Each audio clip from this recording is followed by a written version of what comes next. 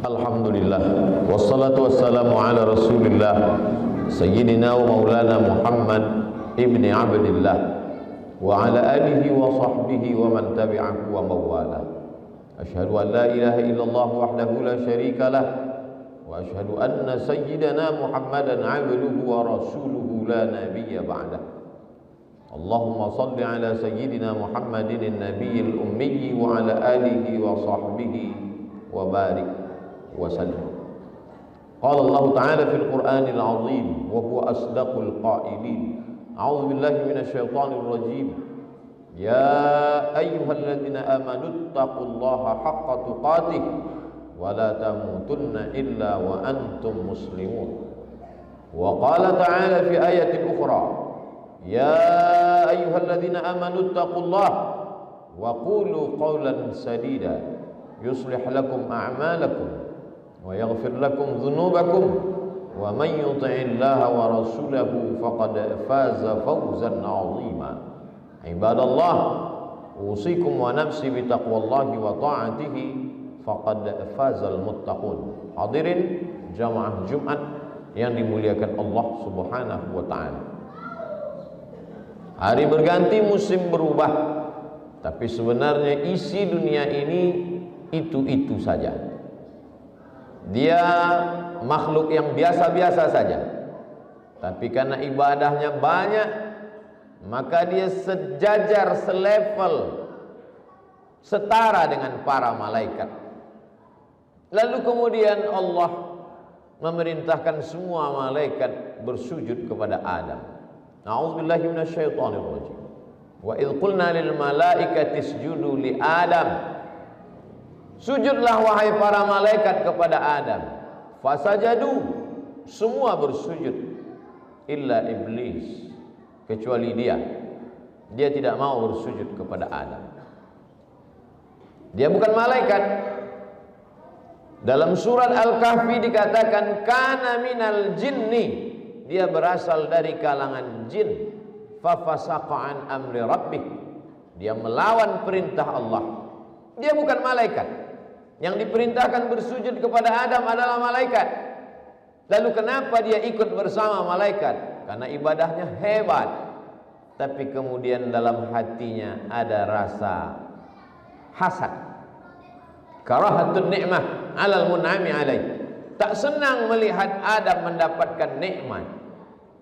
Sakit hatinya melihat Adam, makhluk yang baru saja diciptakan, mengapa tiba-tiba dia lebih mulia? Allah bertanya kepadanya, bukan karena Allah tak tahu, Allah Maha tahu. Allah hanya ingin memberitahu kepada siapa yang tak tahu dan tak mau tahu. Ma mana'aka alla tasjuda li Adama idh amartuk? Kenapa kau tak mau bersujud kepada Adam ketika aku perintahkan semua malaikat bersujud?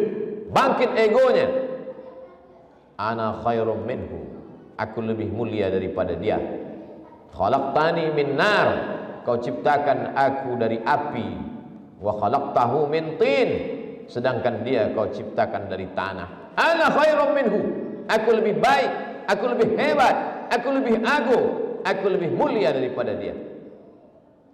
Hari berganti, musim berubah, cerita belum selesai, maka Allah ciptakan makhluk yang baru bernama Habil. Habil lahir dengan kembaran yang biasa-biasa. Kabil lahir dengan kembaran yang cantik jelita. Maka tidak boleh menikah dengan saudara kandung satu kembaran. Menikah dengan orang lain, belum ada makhluk lain. Yang ada hanya Adam, Hawa, Kabil dan Habil. Maka ketika diperintahkan Allah untuk menikah silang, kembaran Kabil menikah dengan kembaran Habil, maka saat itulah egonya datang, melawan dia perintah Allah Subhanahu wa taala. Mengapa aku mesti menikah dengan kembaran Habil? Kenapa aku tidak menikah dengan kembaranku yang lebih cantik, yang lebih baik, yang lebih bagus, yang lebih rupawan? Melawan perintah Allah Subhanahu wa taala. Dia ambil batu besar, dia timpakan ke kepala Habil. Apa kata Habil? la imbasatta ilayya yadaka litaqtulani ma ana bibasiti yadiya ilaika liaqtulak. Kau timpakan batu besar itu ke atas kepalaku, wahai saudaraku Qabil, aku tidak akan membalas. Inni akhafullah, aku takut kepada Allah Subhanahu wa ta'ala. Dia tidak membalas bukan karena dia lumpuh, dia tidak membalas bukan karena dia lemah. Inni akhafullah, aku takut kepada Allah Subhanahu wa ta'ala. Cerita berlanjut. Qabil khilaf, Qabil silap, Qabil membunuh Habil. Setelah dia membunuh saudaranya itu, man qatala nafsan bighairi nafsin aw fasadin fil ardi faka'annama qatala an-nasa jami'an.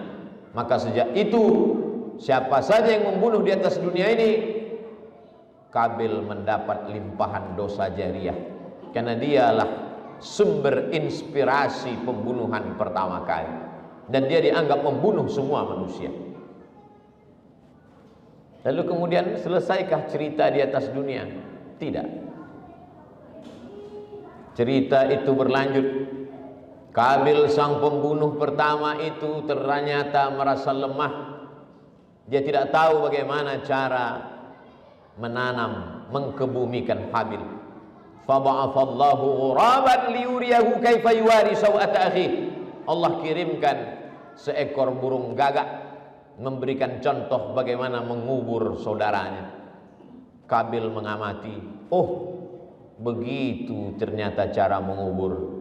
Akhirnya dia pun menguburkan Habil, dan dia termasuk orang yang menyesal. Sejahat-jahatnya Qabil, dia masih membunuh dan dia mengubur saudaranya. Sejahat-jahatnya Qabil, dia membunuh dan setelah itu dia menyesal. Tapi anak cucu Qabil lebih kejam. Sesudah membunuh, dia tidak ikut menguburkan. Sesudah membunuh, dia justru membuat fitnah. Setelah membunuh, tak ada rasa menyesal dalam hatinya. Karena jabatan, karena kekuasaan, karena dunia yang hanya setengah sayap nyamuk. Dunia belum selesai. Dunia terus berlanjut dengan cerita-cerita yang baru. Hari berganti, musim berubah. Datanglah seorang laki-laki yang gagah perkasa. Semua dunia tunduk di bawah tapak kakinya. Dan dia berkata, Arabbun ghairi, adakah Tuhan selain aku? Sampai pada puncak kekuasaan dia berkata dalam hatinya, akulah Tuhan. Dan setelah itu dia bertanya, Arabbun ghairi, adakah Tuhan selain aku? Semua orang takut kepadanya. Semua orang bersimpuh sujud. Tak ada satupun makhluk yang berani menjawab, ada dia, Allah selain engkau. Yang berani hanya seorang laki-laki bernama Ibrahim alaihissalam. Untuk menyembah Tuhan yang besar bernama Namruz itu, maka dibuatlah patung-patung berhala sebagai perantara. Ibrahim alaihissalam walaupun sendiri dia gagah berani, karena dia merasa bersama dengan Allah. Semua makhluk kecil di hadapannya. Jika kau bersama dengan Allah, maka kebesaran Allah menghilangkan rasa takut dari dalam hati. Ketika penduduk kampung pergi memetik hasil kebun, Ibrahim alaihi salam menghancurkan berhala-berhala sembahan perantara antara rakyat dengan Tuhan Raja Namruz yang gagah perkasa itu. Setelah pulang mereka tahu, tanpa mencari orangnya mereka sudah tahu, karena memang kebenaran hanya dipegang satu orang. Mudah menuduh, mudah mencari fakta dan data, karena memang hanya satu yang berani berkata benar. Mereka tangkap Ibrahim, mereka tanya, mereka interogasi, "A anta fa'alta hadza bi alihatina ya Ibrahim? Engkaukah yang mudah melakukan ini kepada tuhan-tuhan kami, menghancurkan patung-patung kami, meluluhlantakkan berhala-berhala kami?" Ibrahim dengan ringan menjawab, "Bal fa'alahu kabiruhum hadza." Yang melakukan ini bukan aku, Yang melakukan ini patung yang paling besar.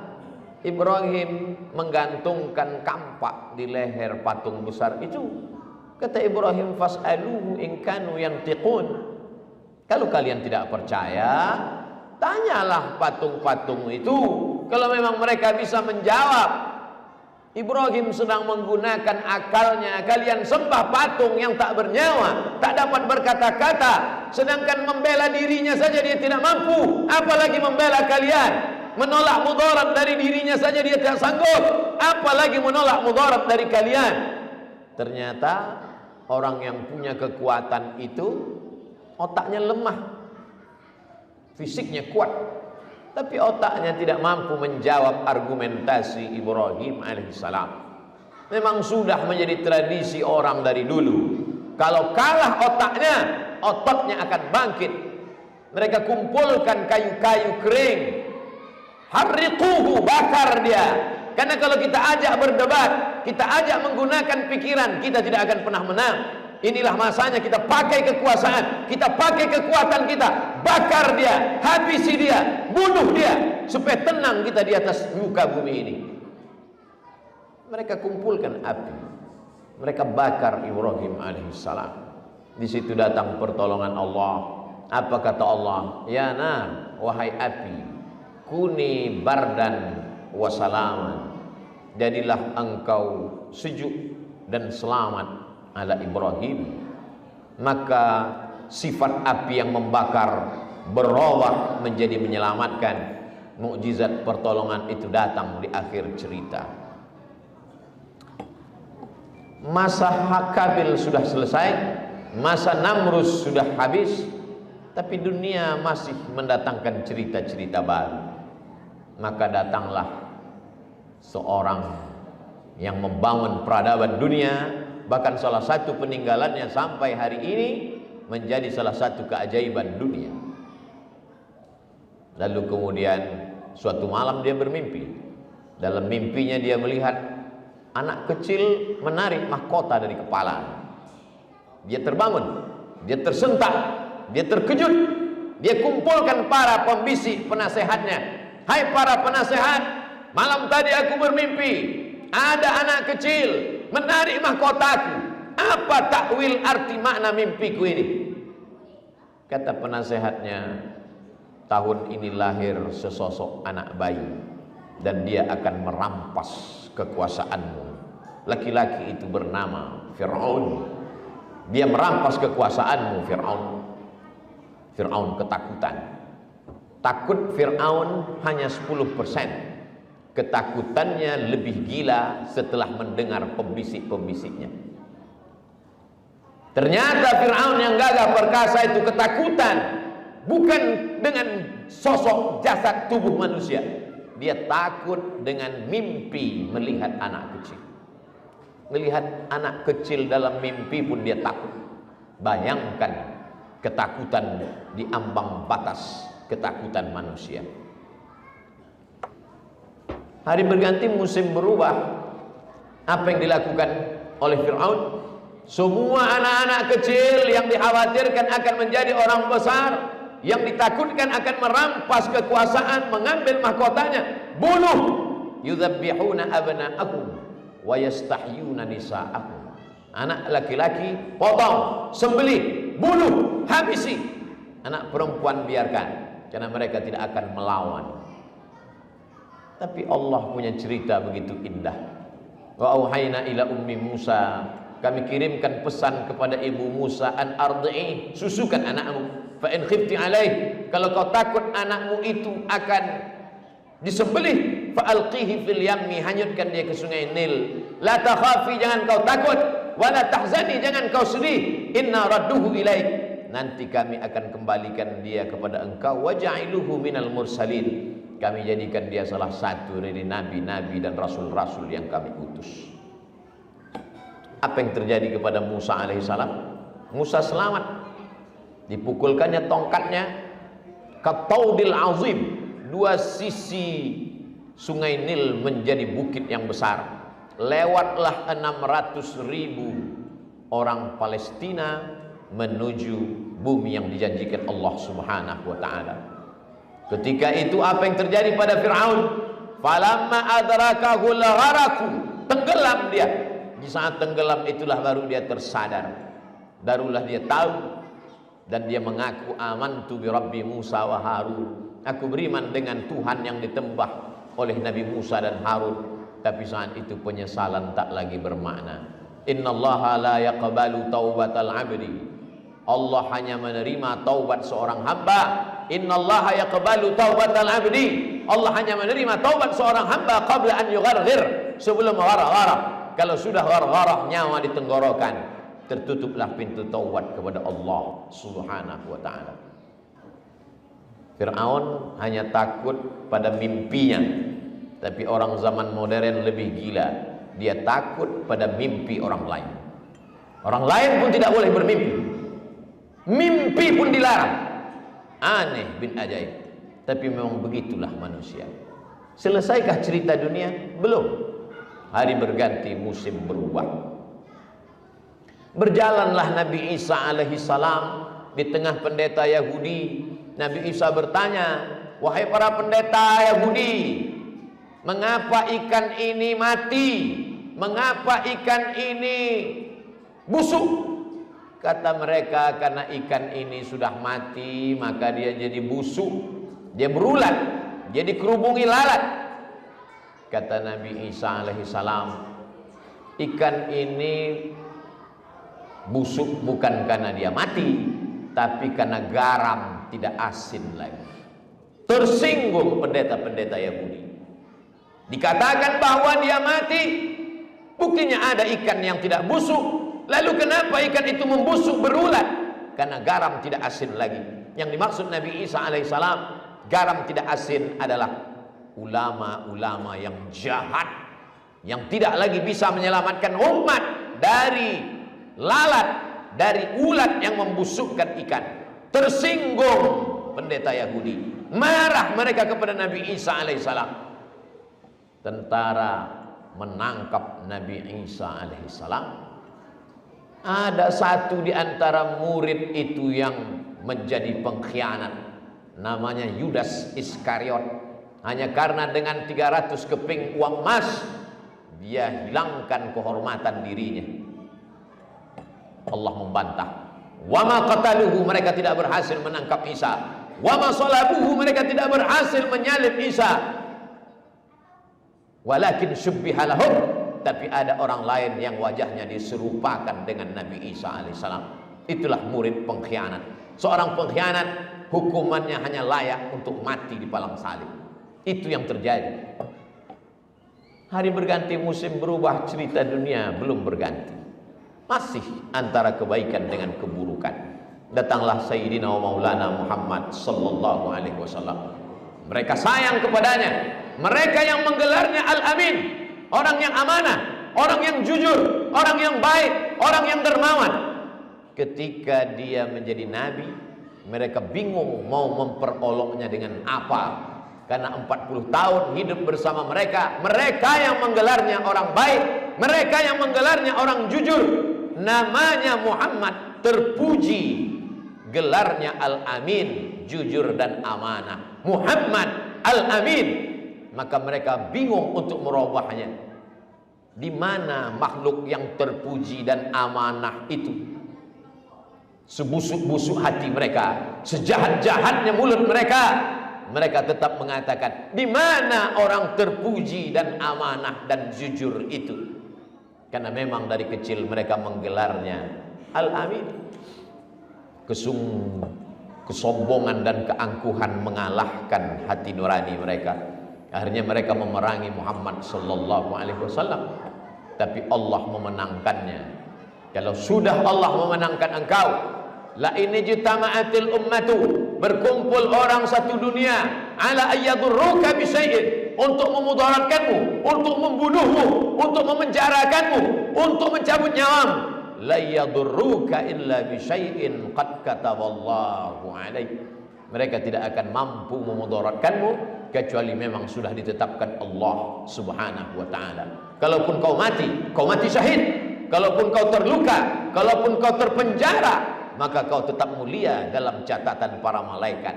mereka tetap hina karena mereka memperturutkan hawa nafsu dan melawan kuasa Allah Subhanahu wa taala. Berakhirkah cerita dunia? Belum. Kita tinggal memilih apakah masuk dalam kelompok Adam atau kelompok iblis, apakah ingin masuk dalam kelompok Habil atau menyatu dengan kelompok Kabil, apakah ingin bersama Namrus atau justru berpegang kepada Ibrahim, apakah ingin bersama Fir'aun atau ingin bersama Musa, apakah ingin bersama Muhammad sallallahu alaihi wasallam atau bersama di neraka jahanam bersama Abu Jahal, Abu Lahab.